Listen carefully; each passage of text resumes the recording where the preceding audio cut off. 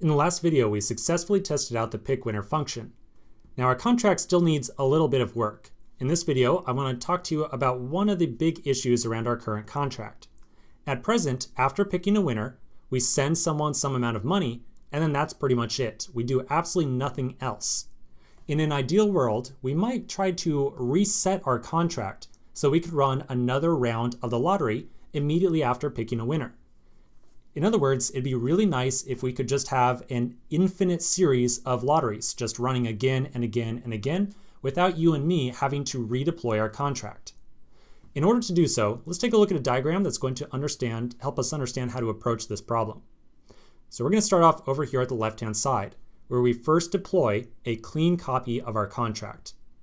When our contract is first created, we have an empty players array. In other words, no addresses inside of it whatsoever. We can then imagine that one or two people might enter the contract or enter the lottery, and we add their addresses to the players array. Now, here's the interesting part. When we pick a winner, if we empty out our list of addresses, we can then essentially reset the state of our contract back to how it was first deployed. So by emptying out the list of players, we can reset the state of our contract and automatically get it ready for another round without you and me having to redeploy the contract. So what we really want to do is just empty out the players array. That's pretty much it. By doing so, we can then infinitely run the contract without ever having to redeploy it. So let's give this a shot. Back inside of Remix, I'll find my pick winner function. Immediately after sending the winner some amount of money right here, we can then reset the players array by writing out players equals new address. We'll put down a set of square brackets like so, then a set of parentheses, and inside that we'll add 0. This right here creates a brand new dynamic array of type address. We know that it is a dynamic array because we put on the square braces right here without any numbers inside of it.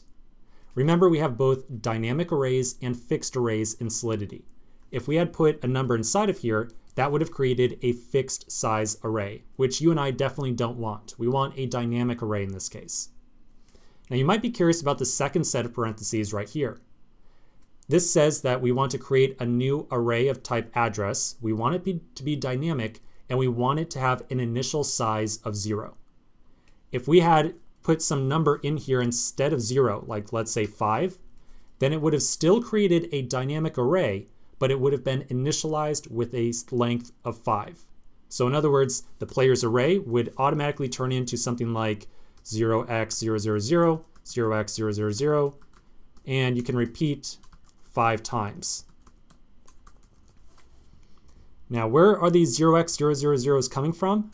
Well, remember, it's an array of type address. So every value inside of here must be of type address. If we attempt to create a length of 5 without having any actual values inside there, the values will be defaulted to 0. And a 0 address is what you see right here, essentially 0x and then a bunch of zeros after it. Now we definitely don't want this to happen. We definitely want to start off with an empty array, which is why we are going to use 0 right here. So that is going to give us an array with absolutely no elements initialized inside of it, nothing. Cool, so that's definitely going to work out for us. Now after we pick a winner, we empty out that list of players, and we can then automatically start up another round of the lottery. All right, let's take a pause right here. When we come back in the next video, we'll talk about some other issues that currently exist inside of our contract.